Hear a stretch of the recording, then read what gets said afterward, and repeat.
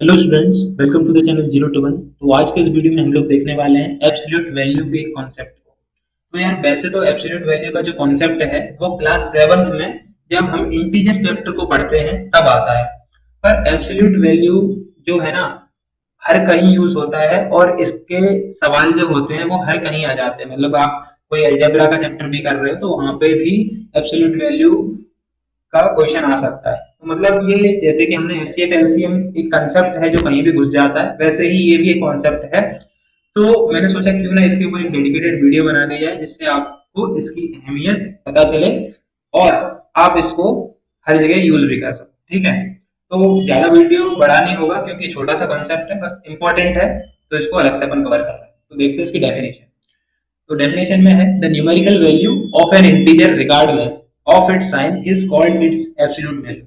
मतलब देखो यार, हमें किसी भी नंबर की अगर एब्सोल्यूट वैल्यू निकालनी है तो उस नंबर के साइन को भूल कर जो उसका न्यूमेरिकल पार्ट है उसको लिख दो, तो वो हमारी एब्सोल्यूट वैल्यू हो। मतलब और ये इंटीजर पे लागू है। मतलब कैसे देखो, अगर हमारे पास एग्जांपल देखो, यहाँ पे एग्जांपल अगर हमारे पास 5 है, ठीक है, ये 5 है, तो हमें 5 की अगर एब्सोल्यूट वैल्यू निकालनी है तो हमारा आंसर होगा 5। ये जो दो डंडे से दिख रहे हैं ना, इनके बीच में लिखा जाता है, तो ये तरीका है एब्सोल्यूट वैल्यू को लिखने का।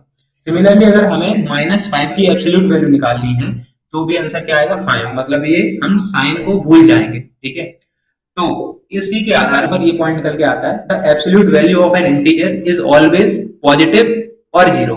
अब देखो यार, कोई इंटीजर क्या क्या हो सकते हैं, एक नेगेटिव नंबर हो सकते हैं, जीरो हो सकता है, या फिर पॉजिटिव नंबर हो सकते हैं। तो पॉजिटिव नंबर का जो एब्सोल्यूट वैल्यू आएगी वो तो वही नंबर होने वाला है, और नेगेटिव नंबर की जो एब्सोल्यूट वैल्यू आएगी वो उसका मैग्नीट्यूड हो जाएगा और हम उसके साइन को हटा देंगे। अब ये साइन कैसे हटता है हम बताएंगे, अभी एक्सप्लेन करेंगे इसको।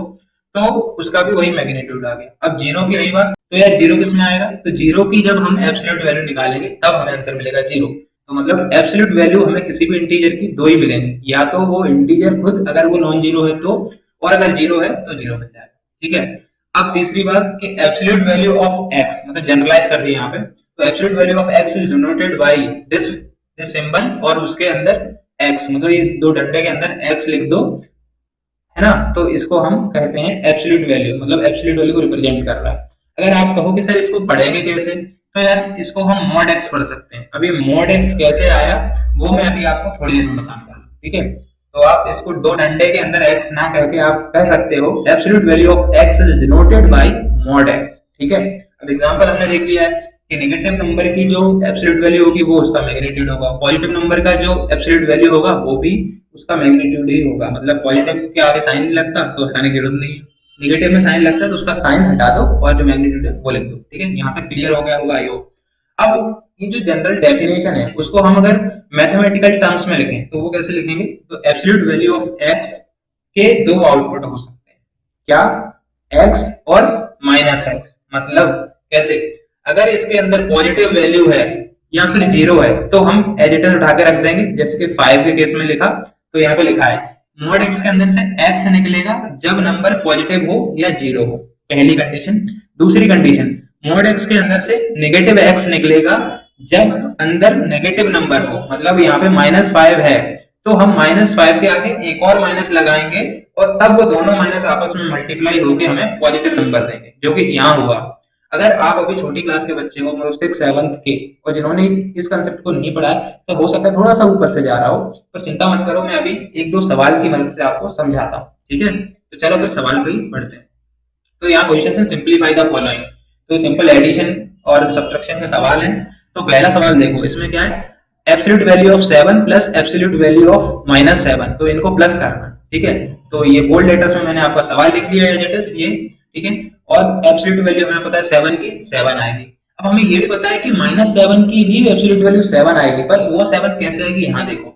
तो ये 7 तो एडिटर उठा के रख दिया, इसमें कोई दिक्कत नहीं है, और जो बीच में प्लस था वो प्लस लगा दिया। अब देखो ये -7 था तो -7 का -7 मैंने एज इट इज लिखा है, लेकिन यहाँ डेफिनेशन में क्या बोला है, हम एक एक्स्ट्रा माइनस लगाएंगे अगर नेगेटिव है वैल्यू यहाँ पे एक्स की, तो वही काम हम यहाँ पे कर रहे हैं। ये -7 के आगे -7 लगा दिया, ये वाला समझ में आ रहा है। तो अब देखो 7 माइनस का था और ये माइनस का बाहर, तो माइनस इंटू माइनस होता है प्लस। ठीक है, ये चीज अभी मैंने पढ़ाई नहीं है, पर आप समझ जाओ, अगर आपको आता तो अच्छी बात है, नहीं तो आगे आने वाली वीडियोस में मैं बता दूंगा ये कैसे क्या करते हैं। ठीक है, इंटीजर का एडिशन सब्ट्रैक्शन कैसे करते हैं बताऊंगा। पर अभी आप समझ लो कि माइनस इंटू माइनस होता है प्लस, तो ये 7 प्लस का एडिटर्स आया और ये भी 7 जो था वो प्लस का हो गया, तो 7 प्लस 7 आंसर आया 14। ठीक है, आई होप कि क्लियर हुआ हो आपको। ठीक है, और वही क्या हो गया बच्चों वाला कॉन्सेप्ट है। तो चलिए अब देखते हैं इस सेकंड वाले सवाल को। तो इसमें क्या करना है, एब्सोल्यूट वैल्यू ऑफ माइनस का 9, ठीक है, और माइनस करना है एब्सोल्यूट वैल्यू ऑफ 3 को। तो देखो यहाँ पे -9 है तो हमने वो एडिटर्स लिखा, और इस माइनस को बैलेंस करने के लिए एक बाहर माइनस लगाया, और ये वाला माइनस तो ऑपरेशन का है इसलिए हमने उसको एडिटर्स लिखा, और एब्सोल्यूट वैल्यू ऑफ 3 क्या होगी, वो तो 3 होगी तो लिख दी। अब यहाँ ये बैलेंस हो गया तो हमें प्लस का 9 मिला, और ये माइनस बाहर वाला एडिटर्स और ये 3 भी एडिटर्स, तो 9 माइनस 3 क्या हो गया, आंसर मिला हमें 6। तो आई होप कि आपको चीजें क्लियर हुई होंगी। पहली चीज एब्सोल्यूट वैल्यू क्या होती है, उसकी डेफिनेशन दोनों वर्ड्स वाली और ये मैथमेटिकल टर्म्स वाली। ठीक है, और अब हमने दो एक दो सवाल भी देख लिए तो और अच्छे से क्लियर हो गई होगी। अब मैंने आपसे कहा था यहाँ पे कि ये जो चीज है इसको, मतलब ये जो दो डंडे दिख रहे हैं आपको, इसको हम मॉड पढ़ते हैं। तो ये मॉड क्यों है, कैसे है, उसके बारे में थोड़ी बात करते हैं। तो यार जब आप हायर क्लास में मैथमेटिक्स पढ़ोगे, आई गेस 11th में, तो आप थोड़ा फंक्शंस पढ़ोगे, वहां पे फंक्शंस एक चैप्टर है, तो वहां पे एक होता है मॉडुलस फंक्शन। तो उस मॉडुलस फंक्शन से ही शॉर्ट फॉर्म में मॉड पढ़ते हैं, उसको मॉडुलस फंक्शन को हम मॉड कहते हैं। तो उसका रिप्रेजेंटेशन इस तरीके से होता है, मतलब मॉडुलस फंक्शन एक ऐसा फंक्शन है, अगर आप उसके अंदर कोई भी वैल्यू डालते हो तो आपको जो आउटपुट मिलेगा वो हमें एब्सोल्यूट वैल्यू मिलेगी, और एब्सोल्यूट वैल्यू का मतलब है पॉजिटिव या फिर जीरो। अब फंक्शंस अगर आपको नहीं पता है तो आप फंक्शंस को ऐसे समझ सकते हो कि वो एक मशीन है, और उसके अंदर आप जो भी वैल्यू डालोगे तो उसकी या तो पॉजिटिव वैल्यू आएगी या फिर जीरो आएगी। मतलब अगर आप 5 डाल रहे हो, ठीक है, मॉडुलस फंक्शन के अंदर, तो आपको आंसर 5 मिलेगा, ये चीज। अगर आप -5 डाल रहे हो तो भी आपको 5 मिलेगा, और जीरो डाल रहे हो तो भी आपको जीरो मिलेगा। मतलब मॉडुलस फंक्शन का जो आउटपुट है वो एब्सोल्यूट वैल्यू है। ठीक है, तो आई होप कि थोड़ा थोड़ा समझ में आया होगा। अगर अभी भी नहीं आया तो एक बार और बताता हूँ, आप उसको जूस मशीन से कंपेयर कर सकते हो। जूसर जो होता है ना घर में, तो अगर आप जूसर के अंदर ऑरेंज डालोगे तो ऑरेंज का जूस मिल जाएगा, मैंगो डालोगे तो मैंगो का। तो सिमिलर में अगर आप मॉडुलस फंक्शन में नेगेटिव नंबर डालते हो तो आपको उसका एब्सोल्यूट वैल्यू मिल जाएगा, पॉजिटिव नंबर डालते हो तो उसका एब्सोल्यूट वैल्यू मिल जाएगा, जीरो डालते हो तो जीरो का वैल्यू मिल जाएगा।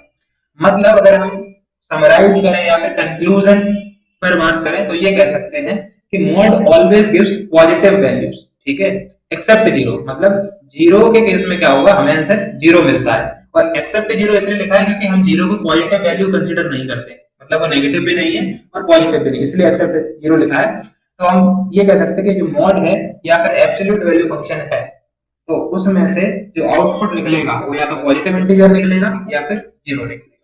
तो आई होप कि आपको वीडियो अच्छी लगी होगी। आज की वीडियो में कंसेप्ट में इतना ही। ये कॉन्सेप्ट इंपॉर्टेंट है और हर जगह एप्लीकेबल भी है, मतलब हर जगह सवालों में एप्लीकेबल है, अप्लाई होगा, तो इसलिए मैंने इसको अलग से कवर किया है। तो अगर वीडियो अच्छा लगा है तो आप शेयर कर सकते हो, लाइक कर सकते हो, अपने दोस्तों को भी बता देना, और चैनल सब्सक्राइब नहीं किया है तो जरूर करो यार, ऐसी ही अमेजिंग वीडियोस और भी आएंगी आगे। ठीक है, कुछ साथ में कुछ हमारे चैप्टर्स भी चल रहे हैं लाइक फ्रैक्शंस एंड डेसिमल्स, तो जो भी आपके छोटे भाई बहन हो या फिर आपके कोर्स में है तो आप उनको भी देख सकते हो। तो यार आज की वीडियो में बस इतना ही, मिलते हैं आपसे अगले वीडियो में। Thank you so much for watching this.